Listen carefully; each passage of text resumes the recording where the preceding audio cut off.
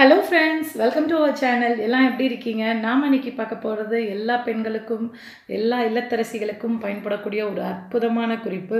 அதாவது என்னென்னு பார்த்தீங்கன்னா, நம்ம இப்போது பசங்களுக்கு லஞ்சுக்கு எப்பயுமே லஞ்சுக்கு ரைஸ் மட்டுமே கொடுத்துட முடியாது. அர்ஜென்ட்டாக இருக்கப்போ இட்லி, தோசை அந்த மாதிரி டிஃபன் வெரைட்டி கூட கொடுத்துடுவோம். அது பார்த்திங்கன்னா காஞ்சி போய் அவங்க சாப்பிட்ற அந்த 12:30க்கு பார்த்திங்கன்னா ரொம்ப ஹார்டாயிரும். இது ஹார்டாகாமல் நீங்கள் எங்கேயாவது வெளியூர் போகிறப்ப கூட, இப்போ நம்ம எங்கேயாவது டூர்லாம் போவோம். இந்த சம்மர் டைமில் டூர்லாம் போகிறப்ப காலைல லஞ்ச் எடுத்துகிட்டு போகிற மாதிரி இருக்கும். அப்போ பார்த்திங்கன்னா இட்லி வந்து ரொம்ப நம்ம சாப்பிட்ற டயத்துக்கு ஹார்டாகாமல் இருக்கிறதுக்கு ஒரு சூப்பரான டிப்ஸ் வந்து நான் சொல்ல போகிறேன். யூஸ்வலாக நேற்று போட்ட ஒரு டிப் பார்த்திங்கன்னா, இட்லி மாவு புளிக்காமல் இட்லி வந்து நல்லா சாஃப்டாக இருக்கிறதுக்கு. இது இட்லி பார்த்திங்கன்னா பந்து மாதிரி நல்லா சாஃப்டாக இருக்குது. ஸோ அது எப்படிங்கிறது ப்ரீவியஸ் வீடியோவில் பார்த்திங்கன்னா தெரியும். இப்போ நம்ம அது காயாமல் இருக்குன்னா என்ன செய்யணும், இட்லி வந்து ஃபஸ்ட்டு நம்ம ஊற்றி ஹாட் பாக்ஸில் வச்சுட்டு க்ளோஸ் பண்ணக்கூடாது. ரொம்ப நம்ம எடுத்தோடனே மூடிட்டோன்னா அந்த ஆவி பட்டு இட்லி குழஞ்சிரும்.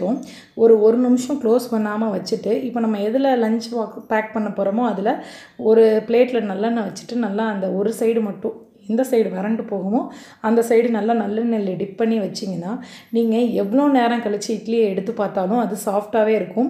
நல்லெண்ணெய் வந்து உடம்புக்கும் நல்லது. அதுக்காக நீங்கள் நல்லெண்ணெய் உடம்புக்கு ஏதாவது செய்யுமோன்னு சொல்லி பயப்படக்கூட தேவையில்ல. நல்லெண்ணெய் ஈவன் உடம்புக்கும் நல்லது. அதே சமயம் உங்கள் குழந்தைங்களுக்கு உடம்புல நல்லெண்ணெய் வந்து சேர்ந்த மாதிரியும் இருக்கும். ஸோ நான் இட்லி ஆகட்டும், தோசை ஆகட்டும், ரெண்டுக்குமே நீங்கள் இந்த மாதிரி செஞ்சு வச்சிங்கன்னா வறட்சியாகாமல் நல்லா சாப்பிட்றதுக்கு எப்படி ஊற்றணுமோ அதே மாதிரியே சாஃப்டாக இருக்கும். ப்ளீஸ் இந்த டிப்ஸ்க்கு ஒரு லைக் கொடுங்க. தேங்க்யூ.